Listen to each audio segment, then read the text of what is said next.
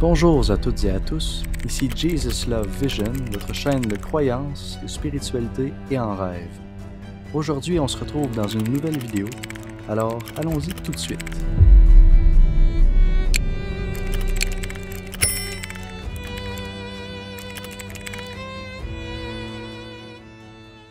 Dans cette vidéo, nous parlerons de deux questions qui sont souvent posées. Pourquoi Dieu a-t-il chassé l'homme d'Éden? Pourquoi Dieu a-t-il envoyé un déluge sur la terre? Bien sûr, ceci n'est qu'une partie de toutes les réponses qui pourraient être données. Pourquoi Dieu a-t-il chassé l'homme d'Éden? Pour ce qui est de l'Éden, le péché de l'homme, qui a été manipulé par la ruse de Satan, était dans le fait de consommer l'arbre de la connaissance du bien et du mal, qui est en réalité une redéfinition complète des lois, normes, droits et bonnes de Dieu et créée par Dieu pour le bon fonctionnement de la création.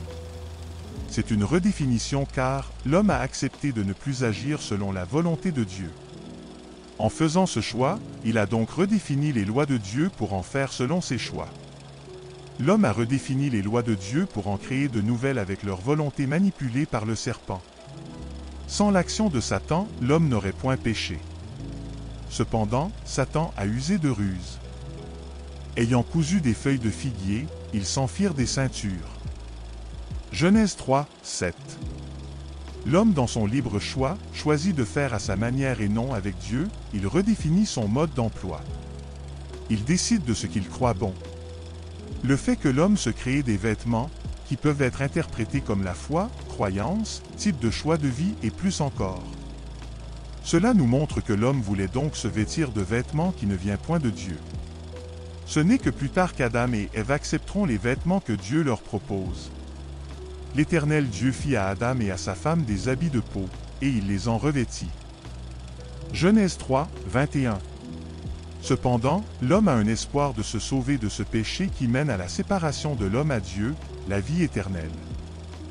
Je mettrai inimitié entre toi et la femme, entre ta postérité et sa postérité, celle-ci t'écrasera la tête, et tu lui blesseras le talon. Genèse 3, 15.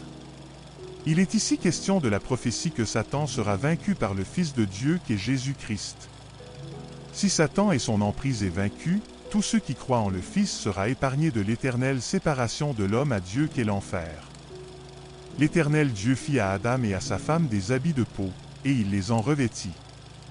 L'Éternel Dieu dit, « Voici, l'homme est devenu comme l'un de nous, pour la connaissance du bien et du mal. Empêchons-le maintenant d'avancer sa main, de prendre de l'arbre de vie, d'en manger, et de vivre éternellement. » Genèse 3, 21 à 22. Il est ici question que Dieu leur promet un Messie, le sacrifice de Jésus sur la croix pour les péchés du monde. Dieu les revêtit de cette promesse, les vêtements de peau. Adam et Ève sont donc revêtus du sacrifice de Jésus-Christ. Ils sont donc sauvés de façon anticipée par ce sacrifice, car ils anticipaient la venue du Fils de Dieu pour les libérer de leurs fautes, du péché et de l'action de Satan. Mais ils ont aussi été rejetés d'Éden, car le bien et le mal ne peuvent cohabiter ensemble en parfaite harmonie. Dieu ne veut pas laisser l'homme vivre éternellement en erreur, il veut qu'il soit saint d'esprit et qu'ils agissent de bonne façon pour obtenir la vie éternelle à nouveau. L'homme a donc été rejeté d'Éden pour qu'il ne vive pas éternellement dans le péché. Dieu lui donne un temps limité pour qu'il fasse un choix entre Dieu qui mène à la vie ou Satan qui par ses illusions causera la mort et le péché. Pourquoi Dieu a-t-il envoyé un déluge sur la terre? Maintenant, pour ce qui est du déluge. Lorsque les hommes eurent commencé à se multiplier sur la face de la terre, et que des filles leur furent nées, les fils de Dieu virent que les filles des hommes étaient belles, et ils en prirent pour femmes parmi toutes celles qu'ils choisirent.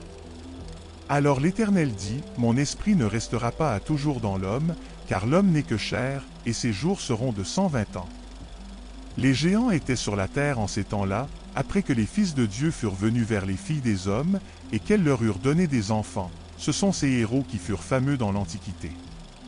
L'Éternel vit que la méchanceté des hommes était grande sur la terre, et que toutes les pensées de leur cœur se portaient chaque jour uniquement vers le mal. Genèse 6, 1 à 5. Comme il est aussi si bien dit dans le livre d'Enoch, celui que fut enlevé par Dieu et qui ne mourut point, l'homme accepta de se reproduire avec les anges déchus que Satan avait emmenés dans sa chute des cieux.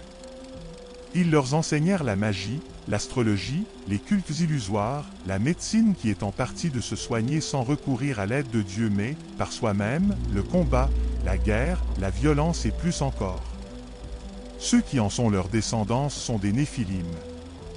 Ce sont les fondateurs de tout autre type de religion dans le monde, telle la mythologie nordique, grecque, religion asiatique, hindouiste. Toute la terre était contre le vrai Dieu créateur qui voulait uniquement leur bien dans leur libre arbitre. Mais Noé trouva grâce aux yeux de l'Éternel. Voici la postérité de Noé. Noé était un homme juste et intègre dans son temps, Noé marchait avec Dieu. Comme Enoch, Noé marchait avec Dieu, il s'efforçait de faire ce qui est juste et bon sans nécessairement être parfait. Dieu l'a choisi car il était celui qui reflétait le plus la volonté de Dieu. Le reste du monde était dans une violence indescriptible et incessante, il fallait arrêter tout cela. Le reste du monde avait et reniait constamment l'autorité du Dieu créateur. Alors, Dieu envoya donc le déluge sur terre, tuant tout ce qui n'est plus de Dieu, mais épargnant ceux et celles qui lui ont été fidèles, Noé, sa femme, ses fils et les femmes de ses fils ainsi que toutes les races d'animaux sur terre. De ce fait, le monde pouvait reprendre sur une nouvelle et bonne base qui est la relation avec le Dieu vivant. Sachez aussi qu'il y a une différence entre le monde qui aimait agir avec beaucoup de haine avant le déluge et du jugement de Dieu qui ne prend point plaisir dans cette colère, mais qu'il exerce car il devait rétablir la justice pour les fautes commises.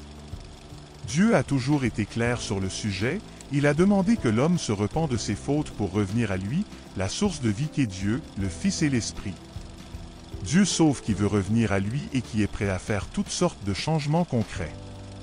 Car Dieu a tant aimé le monde qu'il a donné son Fils unique, afin que quiconque croit en lui ne périsse point, mais qu'il ait la vie éternelle.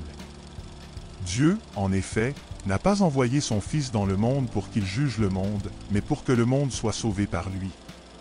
Celui qui croit en lui n'est point jugé, mais celui qui ne croit pas est déjà jugé, parce qu'il n'a pas cru au nom du Fils unique de Dieu. Jean 3, 16 à 18.